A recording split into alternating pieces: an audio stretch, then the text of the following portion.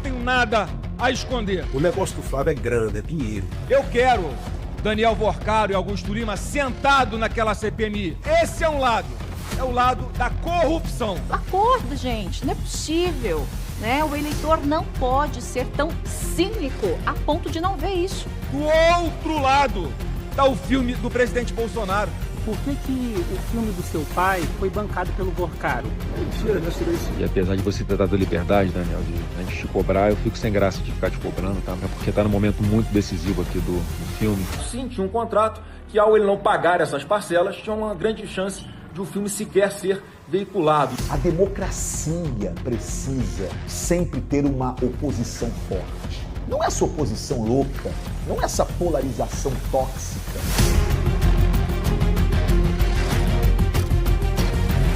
Flávio Bolsonaro, ele é uma pessoa, eu acho que até politicamente mais inteligente e que não tem o carisma do pai. Governo Lula, PT. Durante 3 décadas, um pouco mais, a família Bolsonaro embolsou a maior parte dos salários dos funcionários de gabinete. Eles ganham dinheiro com isso. Ganham dinheiro com os mandatos, ganham dinheiro com campanha de Pix, que sabe-se lá como arrecada 17 milhões. 30 milhões de reais. Muito obrigado. Dá para pagar todas as minhas contas? De rachadinha, ele foi para milhões. Outra esfera de dinheiro. E aí a gente tem que lembrar, quanto maior o coqueiro, maior o tombo. O Flávio Bolsonaro pediu para o Daniel Vorcaro 134 milhões para financiar o filme sobre Jair Bolsonaro. Insisto que não tem nada de errado. Investimento privado em um filme. Esse dinheiro não é um dinheiro para a filmagem. Dinheiro todo usado no filme. A família Bolsonaro só acredita em quem tem sangue Bolsonaro. Por isso que não querem Michele. É quase uma loucademia de política aquilo ali. Eles me tratam como se eu fosse idiota. Eu sei mais do que eles pensam. Ninguém nunca se bicou ali dentro. A direita vai estar mais unida do que nunca. Flávio Bolsonaro é, para mim, o candidato mais fácil de ser batido pelo presidente Lula. Eu tenho a convicção de que a gente vai resgatar o Brasil, a gente vai ganhar a eleição. E aí o Bolsonaro ligou e falou: vai se fuder, Frota! Quer fuder meu filho, caralho? É um desespero da família pela própria sobrevivência política. Uma união de pessoas covardes que se uniram contra o presidente Bolsonaro. Flávio é um candidato laranja. Boa tarde, pai. Copacabana tá te ouvindo. O Jair Messias Bolsonaro preso, ele fez questão que fosse o filho dele. E eu acho que nesse sentido é uma estratégia que ela sai vencedora de qualquer maneira, mesmo o Flávio perdendo as eleições. Se ganhar a eleição, enfim, ganha tudo. E se perder a eleição, ganha a manutenção da franquia bolsonarista. Eu acho que não reeleger o Lula é o que vai salvar o Brasil e vai salvar o meu pai da prisão.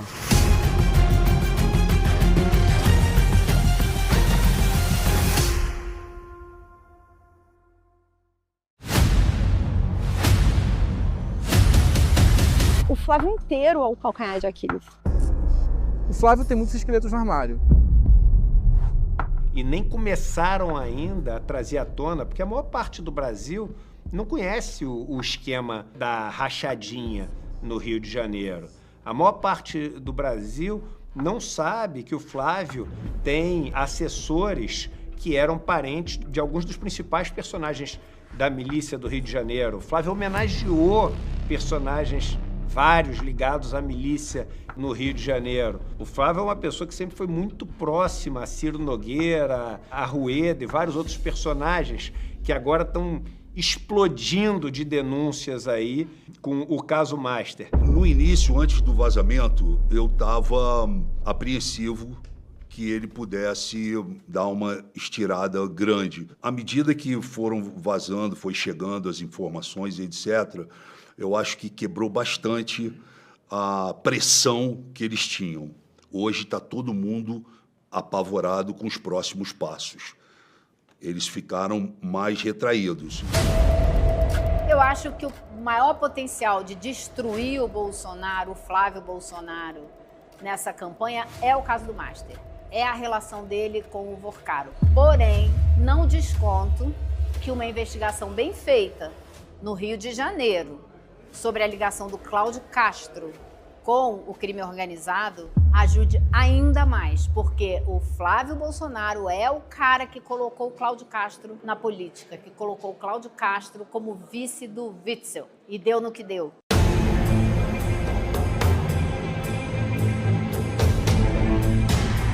O calcanhar de Aquiles do Flávio é para todo lado, né? Eu acho que não fosse isso, não teria um documentário sobre o Flávio Bolsonaro com tanta gente querendo dar entrevista porque tem muito a dizer, né?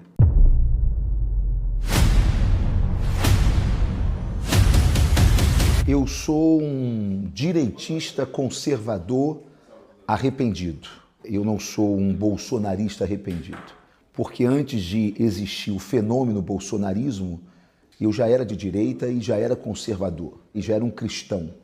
Até que em 2018 surgiu esse fenômeno chamado bolsonarismo, que cooptou todos nós. Pela memória do coronel Carlos Alberto Brilhante Ustra, o pavor de Dilma Rousseff. Ou eu dormia no meu travesseiro em paz, ou eu rompia de vez com a base bolsonarista, que já não atendia às minhas demandas enquanto crença, enquanto valores. Quando eu me vi, logo após todos esses acontecimentos, eu vi um vídeo meu, esse vídeo foi muito emblemático. O Lula havia pedido à classe sindical que pressionasse os deputados, seus filhos, família, fosse na escola, encontrasse a mulher dele no shopping. Se a gente pegasse, mapeasse o endereço de cada deputado e fosse 50 pessoas na casa do deputado, não é para xingar, não, é para conversar com ele. Não venha tentar visitar minha casa,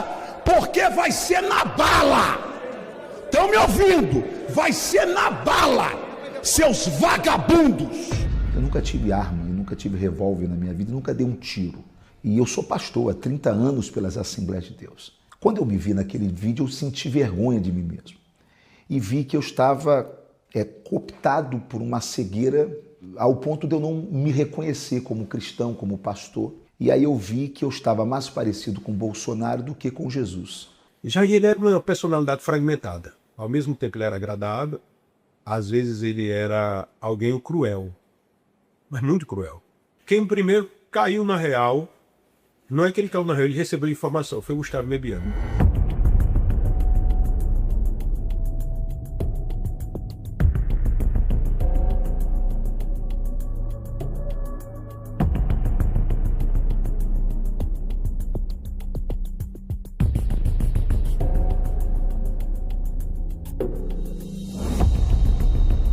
Ele conheceu um cara que foi braço direito de Collor, assim como eu e Bebiano foi direto. E esse cara chegou para Bebiano, conheceu e disse: Bebiano, deixa eu te falar uma coisa. Eu já vivi isso que tu viveu. Quando a coisa for afunilando, você e esse cara aí vão se jogar para fora. Aí Bebiano abriu o jogo. Capitão, que ele chamou ele de capitão. Eu não estou preparado para ser deixado para trás. Não faça isso comigo. Já ia olhando assim, vocês dois estão na minha mão e eu estou na mão de vocês dois. Vamos subir a rampa junto? Porra, daquele jeito dele. Aí Bebiano ficou tranquilo, né? Bebiano disse, puxa, ufa. Aí, cara, eu já disse, eu não senti a verdade, não. Depois dessa conversa com o Bebiano, eu fui para o apartamento de Jair. Ele abriu a geladeira, calado, pegou uma garrafa com 2 copos de vinho, acho que ele tirou coragem para dizer isso. Tornou, aí disse, tu confia em mim? Claro que eu confio, né? Aí ele olhou para mim e fez, não confio não, só confio no seu pai, viu? Eu não falei para Bebiano, mas eu vi que o negócio estava errado. Houve assim, um enlouquecimento de uma parte dessa direita que virou uma direita louca. Virou o eleitor cínico. É um cinismo tremendo você não enxergar o que é o Bolsonaro. Você pode até ter gostado dele, você pode até, né, ter sido enganado, como eu, por um curto período de tempo, fui. Aquele afã de tem que tirar o PT do poder, tem que tirar o PT do poder, e aí quem pode tirar? Eu via os candidatos, o Alckmin era muito melhor, mas ele não tinha o punch que precisava no momento. Então, o único que tinha era a sensação, que eu também tinha, e por isso entrei nesse barco, era o Bolsonaro. Eu tive uma reunião com o Flávio Bolsonaro e o Jair Bolsonaro na casa do Flávio Bolsonaro, no apartamento dele, e acabou. Por quê? Porque quando eu cheguei na casa do Flávio, eu vi que ele era ladrão na hora. Porque era absolutamente incompatível o lugar que ele morava, as obras de arte que ele tinha em casa, os móveis, o lavabo da casa dele. Eu falei, nossa, esse cara é milionário. Aí eu desmontei por dentro, assim. Desmontei por dentro. E o Bolsonaro começou a me pressionar para que eu desse uma declaração para o Jornal Nacional em defesa do Flávio Bolsonaro, na questão das rachadinhas. E eu falei, não vou fazer. E ele começou a me pressionar, você vai fazer e eu não vou fazer. Um dia ele me chamou no palácio.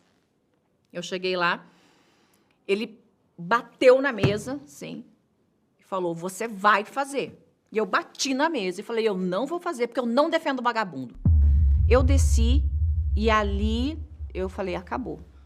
Não tem como ficar. O Paulo Pimenta, ele sobe lá no lado da esquerda e começa a falar, e aí tava, o caso do Queiroz estava explodindo, estava no ápice. Não era só o Fabrício Queiroz nomeado no gabinete do Flávio Bolsonaro. Era ele, a esposa e as 2 filhas. A polícia não foi na casa, não levou para depor. Isso é um escândalo gravíssimo. Nós estamos falando da família do presidente eleito.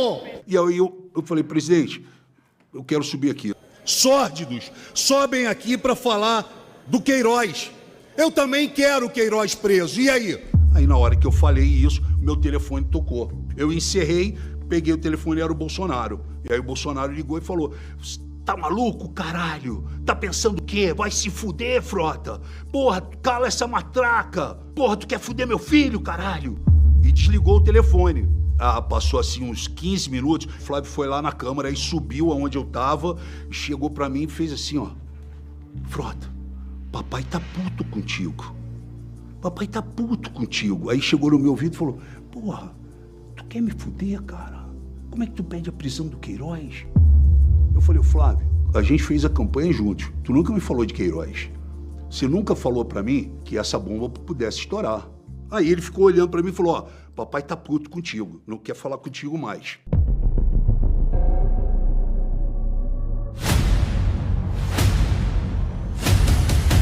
O bolsonarismo virou um grande negócio para a família. Para eles, sempre foi um jeito de arrumar uma mamata. Nunca foi sobre servir ao Estado, construir um país melhor. A franquia Bolsonaro tem uma divisão de tarefas. O Carlos Bolsonaro ficou responsável pelas redes sociais, o Eduardo Bolsonaro por relações internacionais e o Flávio Bolsonaro é o PC Farias da franquia.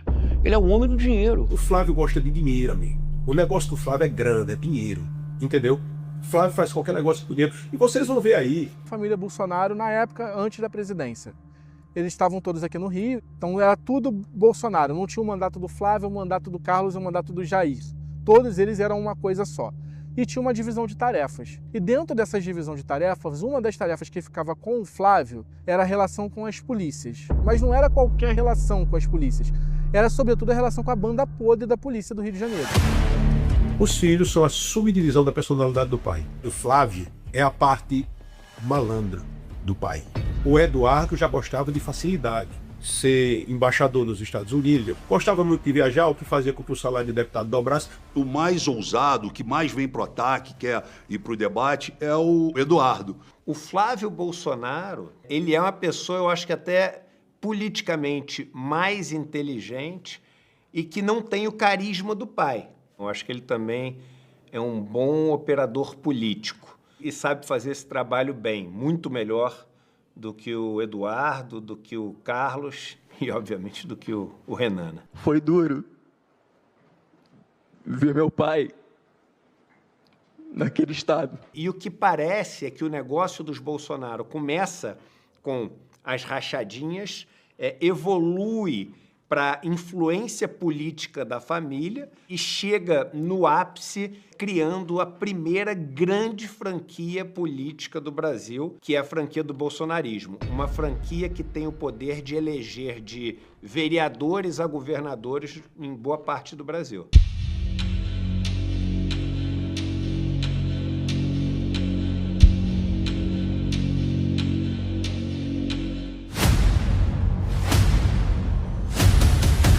Bastou Jair Messias Bolsonaro se eleger presidente da República para começar esse inferno em cima de mim. Durante 3 décadas, um pouco mais, a família Bolsonaro embolsou a maior parte dos salários dos funcionários de gabinete por todos os meses durante 3 décadas.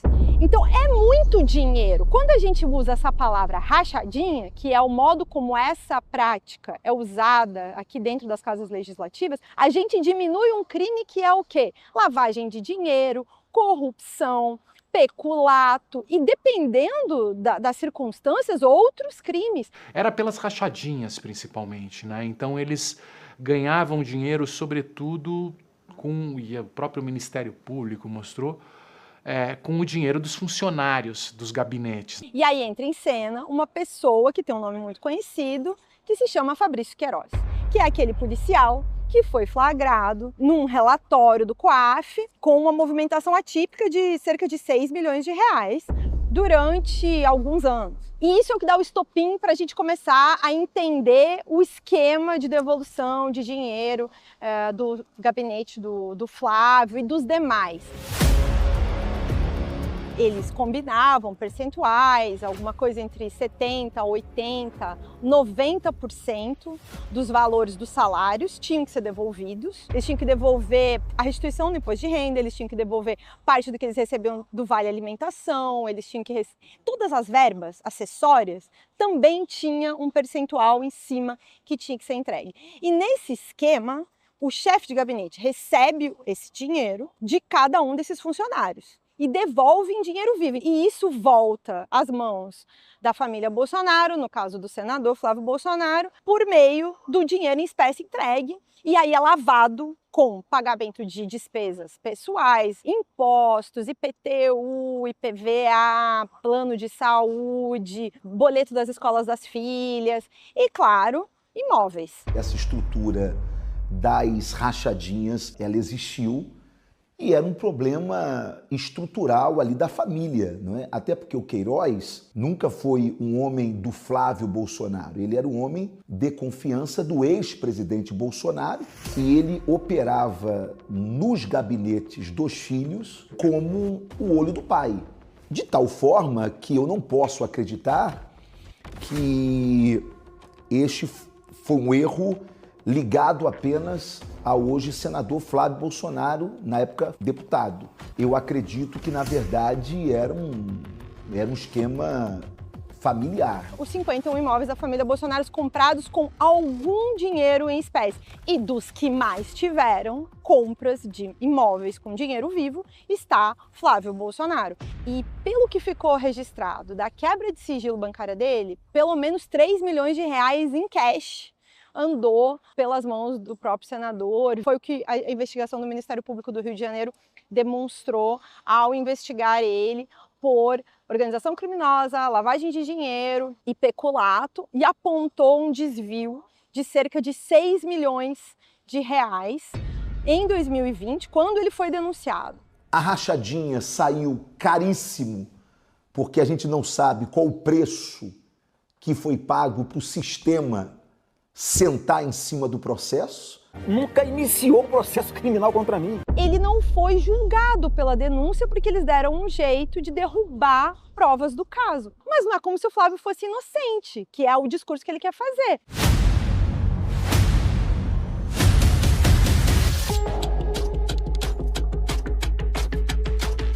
A milícia é um grupo que surgiu no final dos anos 90, começo dos anos 2000, principalmente na zona oeste do Rio, feita por policiais naquela região que estava sendo urbanizada, e eles se colocavam como uma espécie de autodefesa comunitária para não deixar o tráfico e as facções Comando Vermelho, Terceiro Comando, irem da zona norte, centro e sul do Rio para a zona oeste. Então eles tinham uma aura de autodefesa, né? E por causa disso, no começo, eles eram apoiados por alguns políticos e pela comunidade. Com o passar do tempo, eles aproveitaram o controle territorial que eles exerciam nesses bairros para ganhar dinheiro com vários tipos de crime. Então, desde extorsão a comerciante, grilagem de terra, gatunete, gás e depois tráfico de drogas.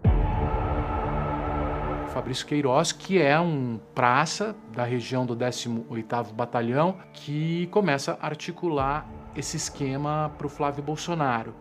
É a partir daí que a proximidade do Flávio com o crime e com as milícias vai se estreitar, com a entrada do Fabrício Queiroz no esquema da organização das rachadinhas. Aí que o Flávio começa a fazer parte desse dia a dia de pessoas que têm ligação direta com a milícia. A milícia é um poder estabelecido, é a maior ameaça que existe hoje ao Estado, ao poder público e à sociedade. É o crime mais organizado que nós temos, porque ele é promovido por agentes públicos da área de segurança que atuam dentro da máquina do Estado, dominando territórios com lucros extremamente altos e com projeto de poder, né? Chegando ao poder, chegando aos parlamentos. 2 pessoas votaram contra a CPI das milícias entre os 70 deputados aqui no Rio de Janeiro, o Flávio Bolsonaro e o Domingos Brazão, que está preso pela morte da Marielle. Então, assim, do ponto de vista de práticas, de política, não dá para esperar nada diferente. O Adriano, ele conheceu o Fabrício Queiroz no 18º Batalhão, que era esse batalhão da região de Cidade de Deus, né? Então eles extorquiam traficantes de Cidade de Deus. Numa dessas situações, uma pessoa morre e o Fabrício e o Adriano estão juntos no crime. E aí o Adriano é tirado do 18º Batalhão em decorrência dessa situação e vai para um outro batalhão na região de Parada de Lucas e Vigário Geral, que ele é acusado de matar uma testemunha que era vítima de extorsão do batalhão que ele comandava. E aí, por causa dessa acusação, ele é preso. E nesse período, ele vai pedir ajuda para o Fabrício, que tem proximidade com o Flávio e com o Jair, que vai no Congresso e faz um discurso em defesa do Adriano da Nóbrega, fala que é um herói da polícia. Depois o Flávio vai lá e entrega a medalha para ele no presídio Tiradentes e tal. E com o passar do tempo, a família do Adriano Magalhães da Nóbrega passa a entrar no gabinete do Flávio, fazendo parte do esquema de rachadinha deles, né? E eu, como conhecia a história, sabia que eles estavam sendo injustiçados, eu, para marcar a posição, em homenagem ao grande policial que ele sempre foi, eu dei uma medalha Tiradentes para ele dentro do presídio, dentro do BEP, Batalhão Especial Prisional, lá em Benfica. O Flávio e o Carlos juntos homenagearam pelo menos 16 policiais envolvidos em denúncias de organização criminosa, peculato, violência, uma série de crimes. E eram com esses policiais que o Flávio se relacionava. Então, assim, uma das funções que ele tinha dentro da família era essas relações com esse tipo de policial. E não à toa, até hoje, o Flávio tem um apoio maciço nas polícias do Rio, sobretudo na Polícia Militar, né? Eu acho muito perigoso alguém chegar à presidência da República sem explicar realmente as suas ligações ou não com grupos faccionados como a milícia no Rio de Janeiro. Muito perigoso. Esse é o grande perigo que eu vejo na possibilidade do Flávio Bolsonaro ser eleito presidente, por exemplo, e dessa família voltar ao poder, porque a gente vai ter narco-governo. A gente vai ter realmente a política, a estrutura do Estado sendo sequestrada pelo crime organizado. E aí a loja de chocolate também, mesma coisa. É uma loja que é aberta em 2015. E quando ela é investigada, porque também teve quebra de sigilo da loja, tem mais de 2 milhões de reais que não se justificam entre o caixa da empresa, o relatório de vendas. O Flávio também mentiu sobre os valores da própria compra desse negócio. No papel era 200 mil reais, não sei o quê. Ao investigar, se descobre que foi pelo menos 800 mil. É muito dinheiro que ronda sempre essas negociações do Flávio Bolsonaro, sem que ele dê qualquer transparência ou explicação. O jeito mais fácil de você lavar dinheiro é em loja, posto de gasolina, restaurante, porque você pode emitir uma nota que você vendeu um vinho num restaurante, por exemplo, de 10 mil reais, você não vendeu nada.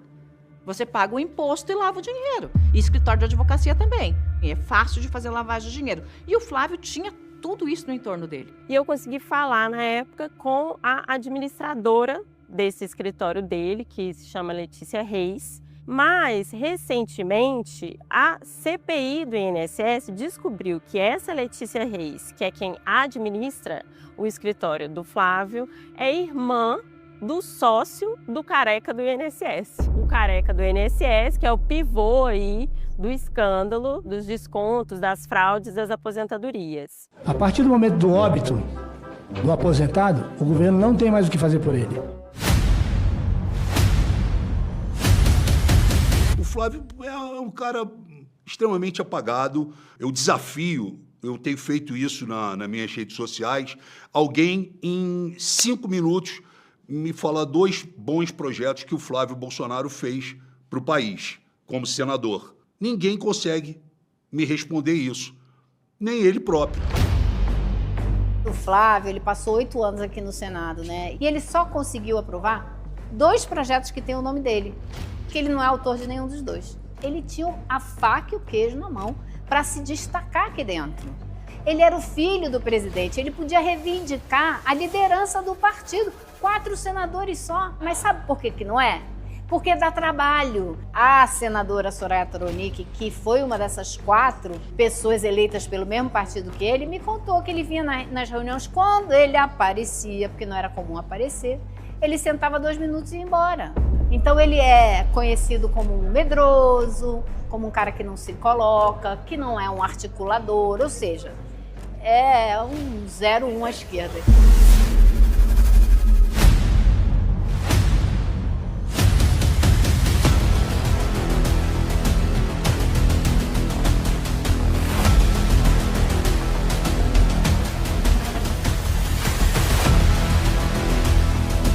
O Intercept Brasil revelou em mensagens, documentos, que o Flávio Bolsonaro pediu para o Daniel Vocaro 134 milhões para financiar o filme sobre Jair Bolsonaro. E desses 134 milhões, há comprovação nas matérias do Intercept Brasil que pelo menos 61 milhões foram pagos. Bom, preferi te mandar o áudio aqui para você ouvir com calma. Bom, aqui a gente está passando por um dos momentos mais difíceis da nossa vida, né? E você também, eu sei que você está passando por um momento dificílimo aí também, essa confusão toda, né? E apesar de você ter dado liberdade, Daniel, de a gente te cobrar, eu fico sem graça de ficar te cobrando. É porque tá num momento muito decisivo aqui do filme e já tem muita conta para pagar esse mês e o mês seguinte também. E agora que é a reta final, que a gente não pode vacilar, não pode não honrar com os compromissos aqui, porque senão a gente perde tudo, cara. Desculpa o áudio longo aí, tá? Um abração, fica com Deus, cara. E as mensagens são reveladoras porque elas mostram uma relação de proximidade. Não são conversas de um senador que pede para um empresário um patrocínio. O filme do presidente Bolsonaro, que recebeu investimento privado de alguém que na época não tinha absolutamente nada que pudesse desabonar sua conduta, inclusive premiado, as suas empresas premiadas, como exemplo de compliance.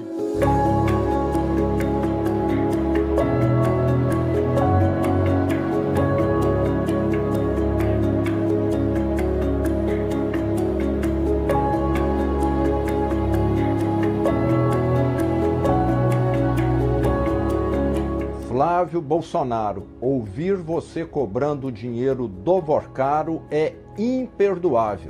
É um tapa na cara dos brasileiros de bem. Lembro de ter assistido um post do Gregório do Vivier, onde ele fala a diferença de irmão para irmãozão. Eu sou um carioca que o tempo inteiro, até no ICL, né, fiquei ali conhecido pelo bordão meu irmão, minha irmã. Agora, irmãozão, você não fala para qualquer um. Irmãozão marca justamente que ele não está usando irmão no sentido coloquial da coisa. Ele está usando no sentido de um parceiraço. Meu parceirão, meu irmãozão. O Flávio era íntimo. Essa irmandade era real. E ali tem um esquema muito pesado. E a polícia vai chegar.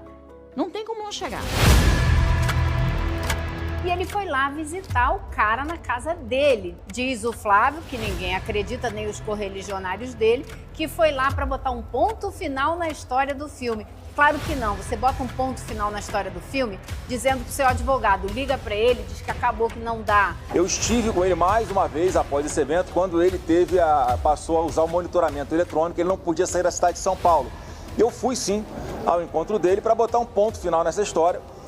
Dizer que se ele tivesse me avisado que a situação era grave como essa, eu já teria ido atrás de outro investidor há muito mais tempo e o filme não correria risco. O cara acabou de sair da prisão, tá com tornozeleira, você vai lançar sua candidatura amanhã, o que você pode ter ido combinar ou negociar com essa pessoa? Que inclusive está sendo cotada para fechar uma delação premiada. Eu não quero especular, eu não estava lá, não era uma mosquinha na sala, mas eu acho que todo mundo consegue puxar o fio da meada e imaginar o que pode ter sido conversado, né? E eu acho que o caso Master, ele exemplifica muito bem o que é essa mistura do público, do privado, da política, dos interesses políticos. E ele mente uma vez ao dizer que não era verdade, achando que os jornalistas não tinham como comprovar. Senador, por que o filme do seu pai foi bancado pelo Vorcaro? Mentira, não é isso. É que a gente está fazendo uma reportagem que mostra uma mensagem do senhor pedindo dinheiro para o Vorcaro. Bom trabalho, militante, não dá. Seria importante ter sua posição, senador. Mas aí depois começa a tropeçar, porque daí diz que é um filme privado, com dinheiro privado, mas não é bem assim, porque tem dinheiro do Rio Previdência, no tal do Banco Master, que deu um calote bilionário nas pessoas. Toda essa história que está sendo veiculada agora nada mais é do que um filho procurando investidores privados para fazer um filme privado sobre a história do seu próprio pai. Era dinheiro da Previdência do Rio, era dinheiro da Previdência do Amapá, dinheiro da Previdência de Maceió, de várias prefeituras do interior de São Paulo. Então não era dinheiro privado porcaria nenhuma, é dinheiro público. Só do Rio de Janeiro, do governo do amigo do Flávio Bolsonaro, Cláudio Castro, ele pegou mais de 3 bilhões de reais e meteu naquele fundo lá do Master. Caramba, que dinheiro privado é esse? Dinheiro de aposentado, dinheiro de pensionista. E um esquema claro, né? O filme foi usado para lavagem de dinheiro. É isso. Ponto. E o Flávio era um dos brinquedinhos do Vorcaro, como ele tinha outros brinquedinhos na esquerda e na direita. Então você pergunta, se o cara que está botando ali 134 milhões no filme não vai ter retorno financeiro e não quer que a marca dele seja exibida e ninguém saiba que ele está colocando o dinheiro ali, qual é a contrapartida? E aí me parece óbvio, né? A contrapartida é uma contrapartida política. E não é à toa que durante o governo do pai do Flávio Bolsonaro, do Jair Messias Bolsonaro, você tem o período onde o Vorcaro conseguiu construir o seu império, o seu grande golpe em milhões de investidores. E esse dele que ele foi atrás do Vorcaro, que aquilo ali não é pedido de patrocínio, é cobrança. Ele cita o filme para justificar a cobrança. Mas ele estava querendo dinheiro mesmo. Eles são ladrões, batedor de carteira amadores. Aquela família é uma quadrilha amadora. É quase que uma loucademia de política aquilo ali. A produtora emitiu uma nota oficial dizendo: não há um centavo sequer do Banco Master no filme. Onde estão, portanto, os 61 milhões de reais? Agora nós sabemos. Estão num fundo no Texas. O fundo é administrado por quem? Por um advogado. Foi esse fundo nos Estados Unidos que recebeu. O fundo criado para ele, é um fundo específico para receber investimentos para uma produção cultural, para um filme. O Paulo Calixto é esse advogado de imigração do Eduardo Bolsonaro e ele que administra o fundo, no nome dele, né, de empresa dele, que está esse fundo que recebeu o dinheiro do Daniel Vorcaro, que supostamente iria para o filme. E há também investigações, a Polícia Federal investiga se esse dinheiro pode estar sendo usado para bancar Eduardo Bolsonaro nos Estados Unidos.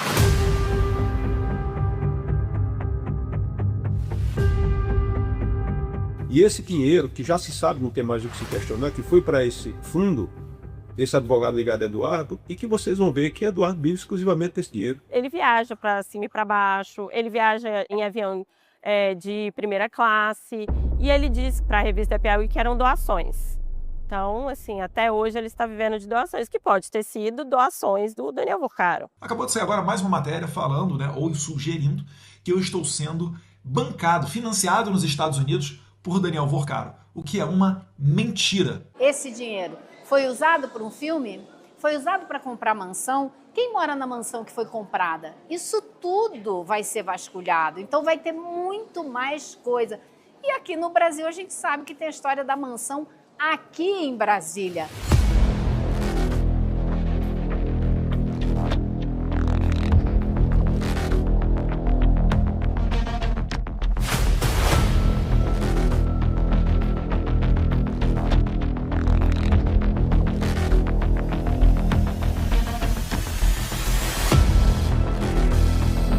Dele é uma mansão por baixo 10 milhões de reais, por baixo. E foi pago em parte com dinheiro em mala, porque eu sei, eu tenho fontes que me disseram à época, foi pago com mala de dinheiro, dinheiro vivo. Antes mesmo do escândalo do Master envolver o Flávio Bolsonaro, já tinha aparecido o Ciro Nogueira no escândalo do Massi, que já respingou na candidatura do Flávio. Porque o Ciro foi ministro da Casa Civil do governo de Jair Bolsonaro e era um possível candidato a vice. Então você tem o dono do Centrão, que é o Ciro. Não tem como você receber uma mesada de 300 mil por mês de um banqueiro que está mais enrolado do que qualquer outra coisa e você não ser preso.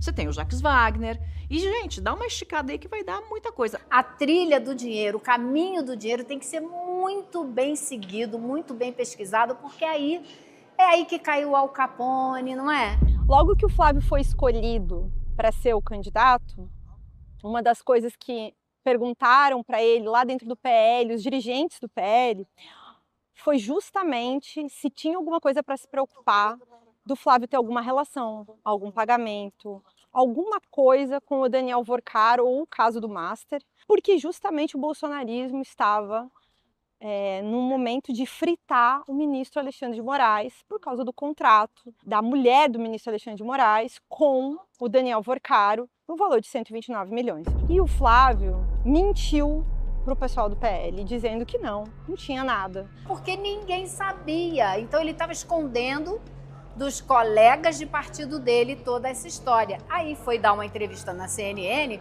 avisando que muito possivelmente vem mais por aí.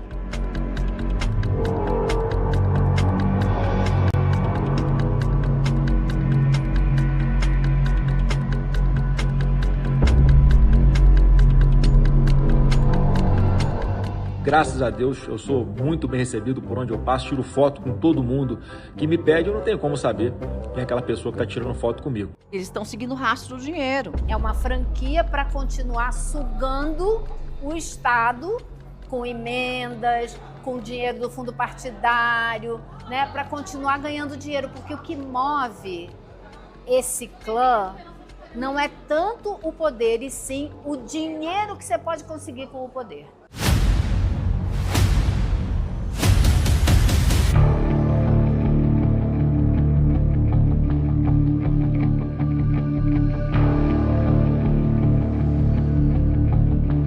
Uma punhalada. Vi as postagens do Flávio contra mim nas redes sociais.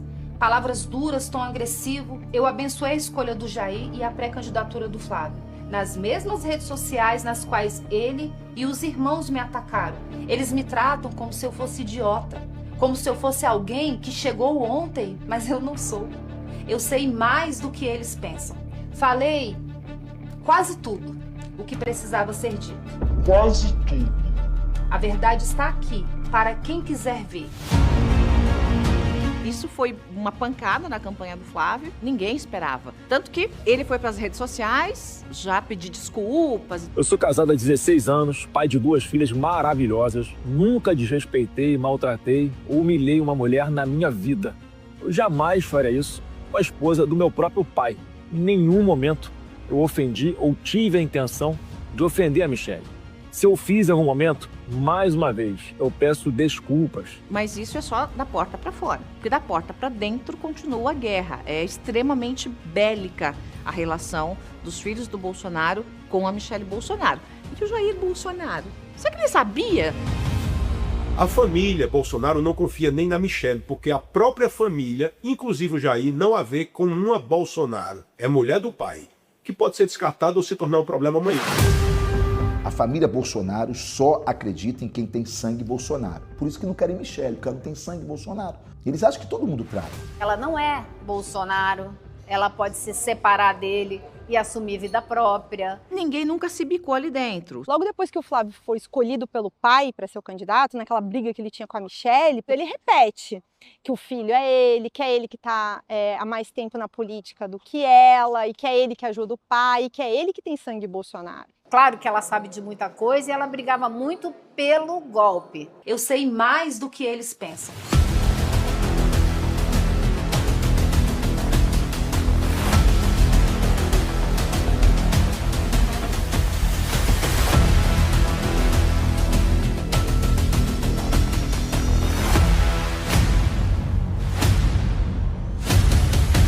Pegar um cara que não fez nada de errado, um cara correto, honesto, e tratar desse jeito como se fosse um marginal.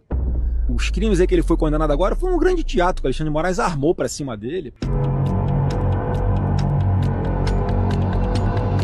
Se o Flávio Bolsonaro for eleito presidente na República, quem vai sentar na cadeira é o Jair Bolsonaro. O Flávio é um candidato laranja. O momento é de arregaçar as mangas, deixarmos de lado as possíveis diferenças e cada um se empenhar pelo nosso pré-candidato à presidência, Flávio Bolsonaro. Meu pré-candidato, meu porta-voz, assina Jair Bolsonaro. É um candidato que está sendo colocado para salvar a pele do pai. É um desespero da família pela própria sobrevivência política. Ele é uma marionete do pai. Ele é um candidato laranja de Jair Bolsonaro.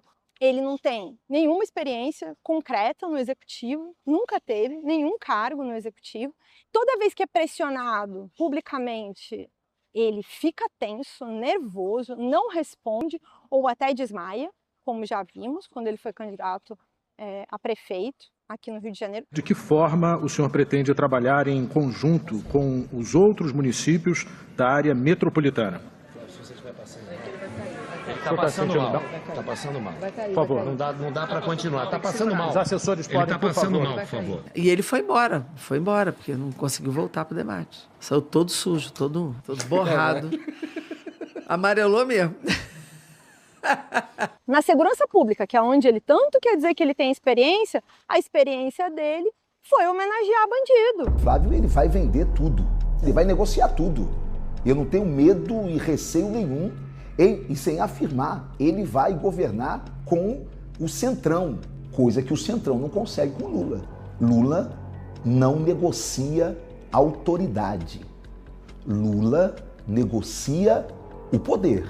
Vamos governar juntos. Ok, isso todo mundo precisa fazer em uma democracia.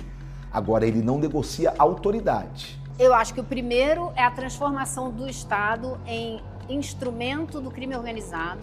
O segundo é a destruição completa do Estado como veículo de promoção de bem-estar mínimo, ou seja, é o fim de SUS, é o fim da educação pública, né? É o fim de investimento para gerir crescimento. Tudo isso que a gente sonha que o Brasil precisa ter para um futuro melhor é a destruição disso tudo, somado ao tráfico, ao crime organizado, tomando conta do aparelho do Estado.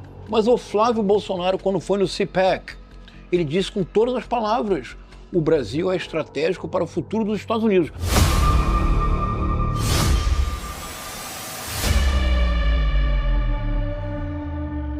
Brazil is America's solution to break independence on China for critical minerals, especially rare earth elements.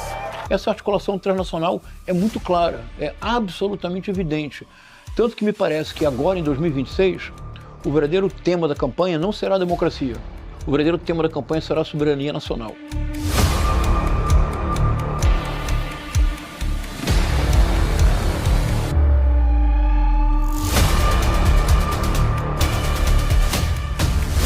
Aí alguns ficam atirando pedra de braços cruzados, torcendo para que não dê certo. Eu fiz a minha parte, agora cabe ao governo americano tomar a decisão. Ô Flávio, você não tem senso de ridículo não? Que rebolada é essa, cara? Você precisa rebolar para explicar muita coisa. Presta atenção, cadê os 61 milhões do filme Dark Horse? Rebola aí para explicar.